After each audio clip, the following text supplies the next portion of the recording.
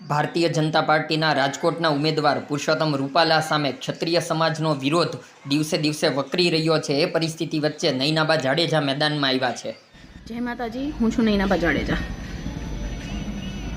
ભાજપના પ્રમુખ સી.આર. પાટીલ ક્ષત્રિયોની મુલાકાત માટે આવી રહ્યા છીએ રાજકોટ, પરંતુ મારી એક વિનંતી છે કે સી.આર. પાટીલ જ્યારે રાજકોટમાં ક્ષત્રિયો સાથે મુલાકાત કરે તો ક્ષત્રિય સમાજની તમામ શાખા, તમામ પાંખો ત્યાં હાજર હોવી જોઈએ।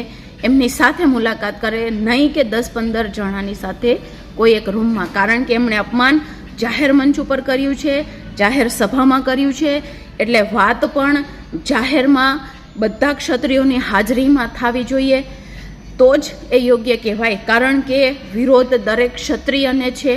એટલે મારી એવી રિક્વેસ્ટ છે દરેકે દરેક આપણા ભાઈઓ બહેનોને કે આ જ્યારે પણ મિટિંગ થાય તો સમગ્ર ક્ષત્રિયોની હાજરીમાં જ થાય, એ વાતનું ખાસ ધ્યાન રાખજો। જય હિન્દ, જય ભારત।